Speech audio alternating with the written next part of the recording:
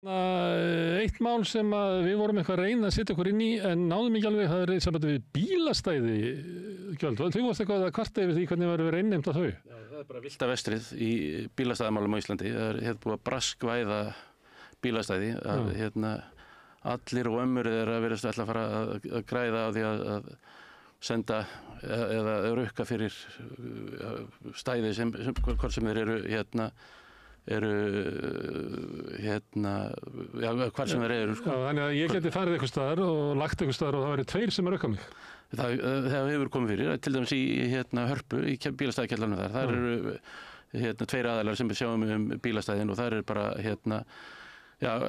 getur lendir í því óvart að keyra niður öðrum megin og upp hinum megin, þá getur fengið rukkun frá tveimur aðilum. Þið hefur bent á þetta fyrir 12 árum síðan, ekki? Það er meira en ár síðan að við bentum fyrst á þetta og ekkert gert. Það hefur ekkert gerst hingað til. Við höfum hins vegar fengið lögfræðiálit hjá okkur og sem segir að það er ýmislegt í þessu sem er óeðlilegt og jafnvel ólöglegt. Við teljum að þessi vangreiðslugjöld séu bara innheimtu gjöld og þar af leiðandi fyrst að þurfa fyrirtækin að hafa innheimtuleyfi og vera undir þá eftirliti hjá fjármálaeftirlitinu. Síðan er þessi vangreiðslugjöld allt of há. Það eru ýmsir skilmálar sem eru í stæðunum sem eru ósanngjarnir samkvæmt samningalögum og ættu þá að falla niður. Og svo framvegis og síðan er bara mjög óljóst stundum klikkar appið eða stundum klikkar greiðslustöðina á staðinum og það er bara mjög erfitt fyrir neytendur og til okkar leita hátt í 20 neytendur í hverju einustu viku sem er í vandræðum með bílastæðagjöldin. Kannast ekki við að hafa átt í viðskiptum þetta fyrir allt bara poppar upp reikningur í dæmis og það er engin leið fyrir fólk að ég borga ekki 30 daga þá hækkar þetta. Já, og það er engin leið fyrir fólk að fá að vita fyrir hvað þetta er eða það birtist bara greiðslu í heimabankanum, engin reikningur, ekki staðsending, engin mynd eða nein sönnun á því að eitthvað hafi átt sér stað eða einhver þjónusta hafi verið veitt. Og sem framins, það er svo margt í þessu sem þarf að laga og meðal annars og sér í lagi það að fólk á heimtingu á því að fá áheyrn og úrlausn.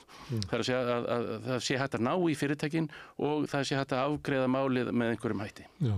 Ég hlóði einu sem niður svona app í síma minn, ég veit ekki hvort að sé tilefni þess að rifja það upp, en svo var ég ekkert á bíl. Þannig þá byrjaði að fá rukkun fyrir appið þótt ég var ekki að nota það og þetta var eitthvað sænskt fyrirtæki held ég og ég myndi það eftir að Jón Oddsson lögmaður heitinn, hann hefði eitthvað sagt mér það að besta leiðin til þess að innheimta væri alltaf að senda CC eða afrit sent á ríkissaksóknara.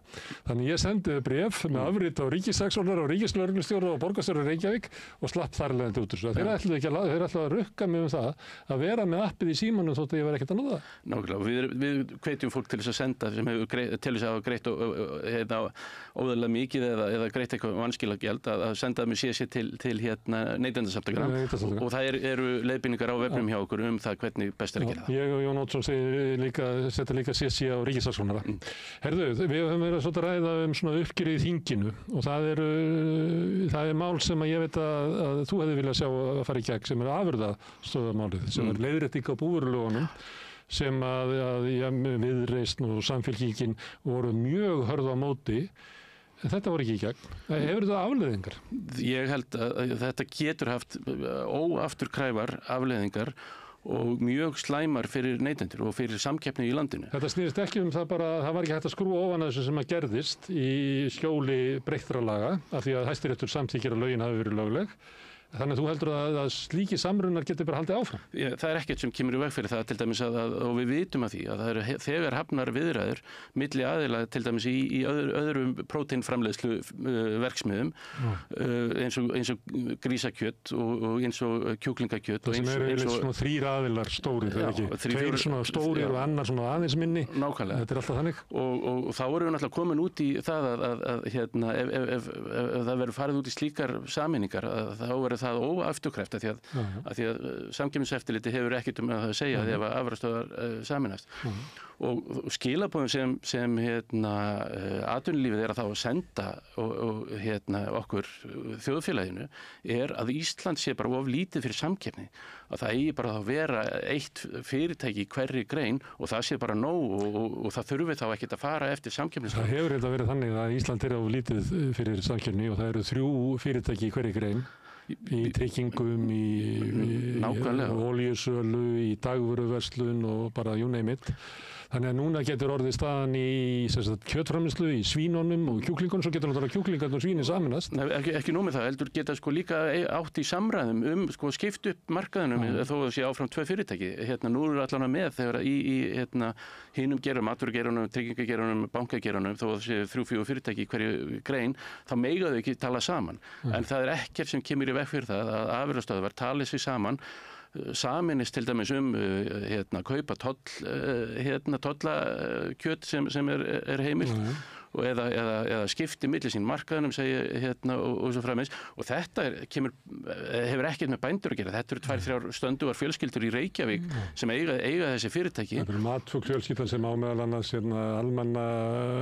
almenna leigufélagi sem maður ekki heiti núna, hvort það heiti Alma eða eitthvað. Nákvæmlega, og þannig að þetta er ekki svona, fólk sér fyrir sér svona fjölskyldubíli, eitthvað sem eftir sveita, þar sem að fjölskyldan að vinna bændunir eins og alltaf í SS-auglýsingunum, þá þetta ekki það. Nei, það engin munur á kjúklingaverksmiðunum í Mosfellsdali eða kjúklingaverksmiðunum á Jótlandsheiðum eða grísaverksmiðunum í Dresden eða grísaverksmiðunum upp á Kjalarnesi. Það með þess að sama fólki frá sömu löndunum sem að vinna í á þessum stöðum fyrir sömu launin nánast. Ég hef rætt við áður samkeppni á raforkumarkaði sem hefur leitt til þess að þú verður að benda á það eini maður sem verður að benda á það að verð á raforku hefur hækkað og það hafa margir verið að benda á að það þurfa að gera eitthvað í þessu til þess að tryggja orkuöryggi almennings og orkuöryggi eitt að almenningur getur fengið orkuna en svo annað að getur fengið á eðlilegu verði þess að ekki okra á almenningi. Það frumvarp eiginlega ekki komið fram. Það var annað frumvarp sem áttilega hemja aðeins heildsölumarkaðinn sem er eitthvað undarlegur. Það strandaði, en hvað var eitthvað sem að slapp í gegn? Það slapp í gegn frumvarpum sem segir að komi til skömmtunar þá eiga heimilin og litlu fyrirtækin að njóta forgangs, sem er fínt og gott, en það ekkert sem kemur í veg fyrir að raforkan sé þá seld á yfirsprengdu verði. Það ekkert sem kemur í veg fyrir það hækki upp úr öllu valdi. Og þá það eiginlega bara þannig að þó að heimilin njóti forgangs, ef þau hafa ekki efni á að kaupa raforkuna, þá skiptir slíkur forgangur engu máli.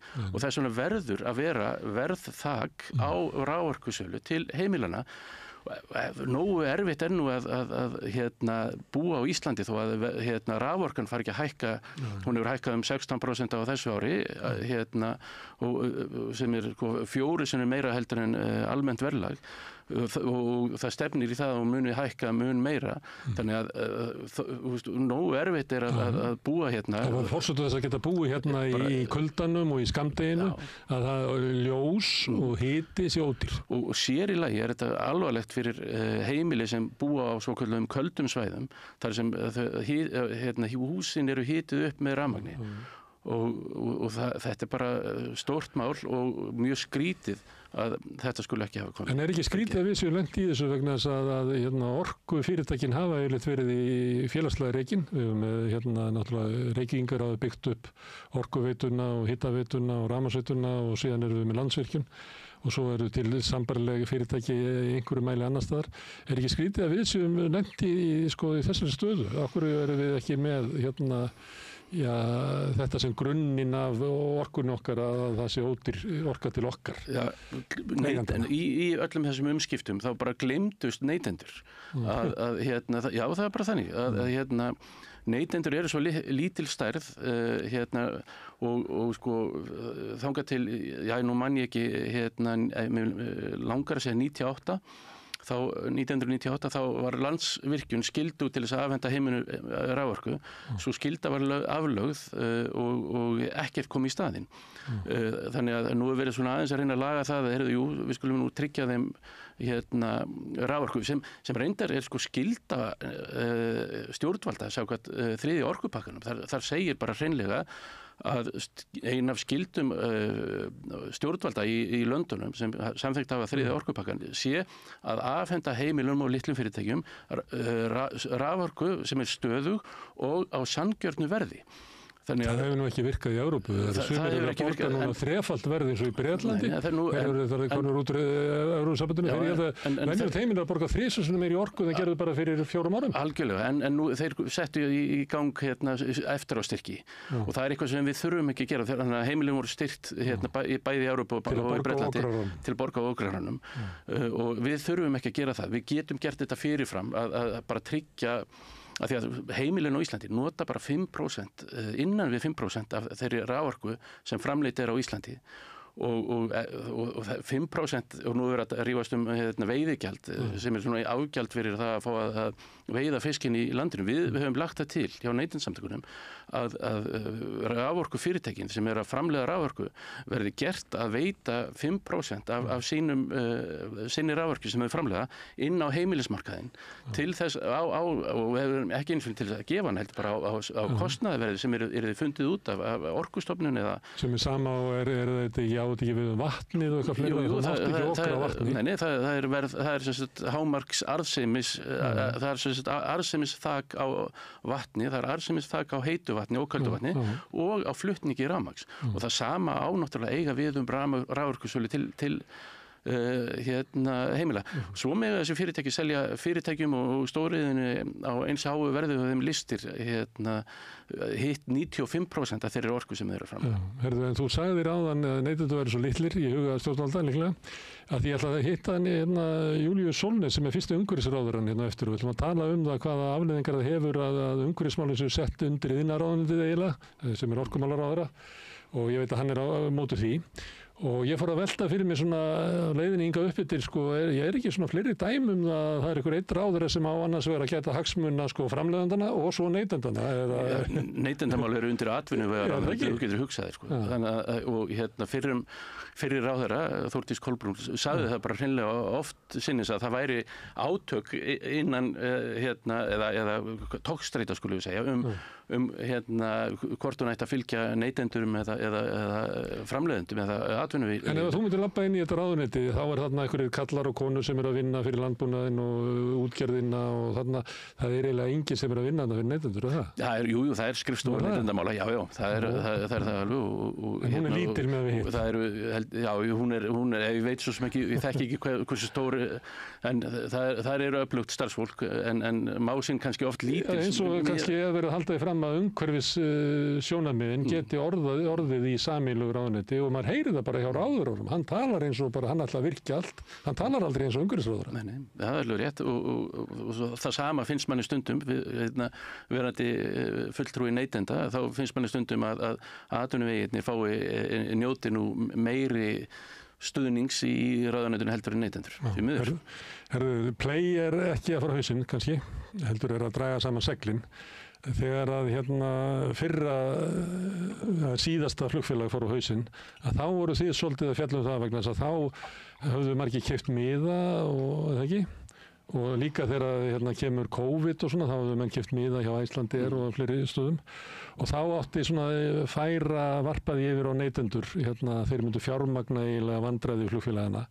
Hvað gerist þegar Play leggur niður svona leggi eins og til Ameríku og er ekki einhverjir neytendur sem að eiga þarna inni að hafa keypt flugfarað? Jú, Play hefur verið og það gildir svo sem fyrir öll flugfélag. Það kemur fyrir öll flugfélag að þau þurfa að leggja niður eða fella niður flug.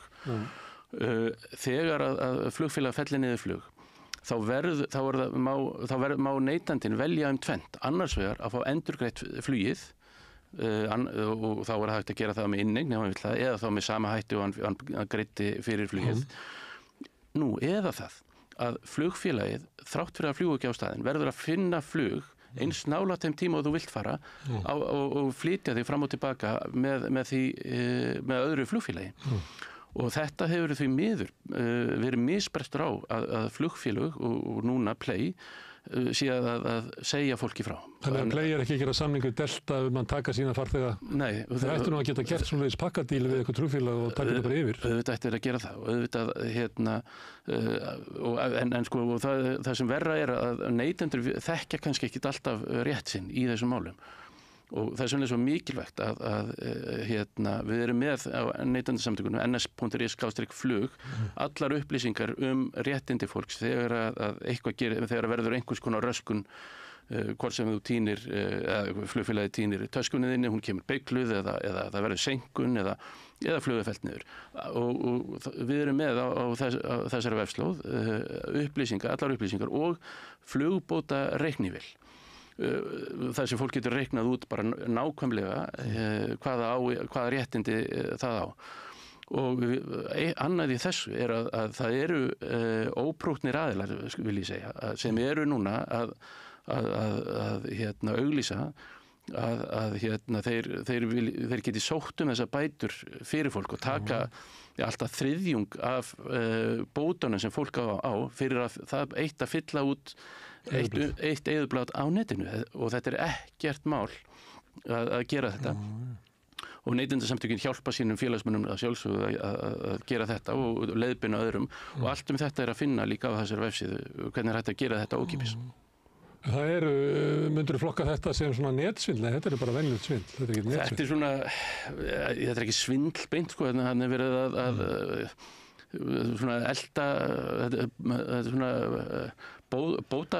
Það mikið netsvindl í gangi, ég einhver útlenskt númer, ég bara svara þessu ekki, ég vil helst bara að fólk hafi samband við mig bara með SMS fyrst, að vera ókunnu númeri, ég þurfti að kaupa vöru frá útlöndum, fekk einhverja tilkynningur á DHL, ég var svona að hugsa, já, býttu, fór að aðtóa hvort þetta væri raunverulegt, þorði ekki að svara þessu, því einhvern tímann fékk ég eitthvað svona, ég svaraði því ekki, að þá var að vera að reyna að narra út henni númer, það alltaf inn á Messenger, alltaf kom eitthvað fólk hver númerið þitt, þannig það alveg rosa mikið í gangi af svona svindli út allt. Það mikið áreiti og það við séð mikla aukningu núna bara upp á síðkastið og líka þetta með gervigreindinni þá eru svikarhapparnir að verða betri og betri og þeir geta núna logið upp á þóst vera að hringja úr íslensku símanúmeri og þannig að fólk þarf að vera allavega að hafa varan á alltaf þegar þú svarar svona og líka það sem ruglar þetta svolítið í rýminu að nú eru stór og stöndug fyrirtæki á Íslandi að senda út tölvupóska sem gætu eins verið frá svikarhöfum. Þeir líta eins út, þeir eru með svona linka þannig að þetta mjög... Þeir eru sömu gervigreindinni innu. Já, og það bara ekki í boði að stór og stöndug fyrirtæki hægi sér eins og svikarhöfum því hverju á fólk þá að trúa. Já, og það ekkert öryggi, fólk heldur að það sé eitthvað öryggi í þessu stór fyrirtækjum eins og Facebook og svona, þeim alveg sama virðist vera. Þeir þykjast alltaf ætluð á tímabili að síða umræðinu og hvað vera, en þeir geta ekki haldið aftur af svikarhöfunum. Nei, því miður, og þetta nú eitthvað sem Neytendasamtökin á Norðurlöndum ætla að láta til sín taka. Það verið að skoða það. Hvort það sé ábyrgð Facebook. Hver ábyrgð Facebook sé í raun og veru. Herðu. Breki, frábært að fá því að koma hérna í hraðsónar neytendafréttir. Mér finnst að þetta að vera svona einu sinni viku á Ríkisútvarpinu. Minnst, sko. Minnst þeirra. En þetta á samstöðinni. Ég ætlum að hafa stuttan auglýsingatíma hérna og svo kemur Júlíus Solnes sem fyrsti umhverfisráðherrann. Ég ætla að tala við hann þá tilhögun að hafa umhverfisráðundið inni í iðnaðarráðundið eftir augnablik. Ertu á leið heim úr vinnu? Stilltu á FM 89,1.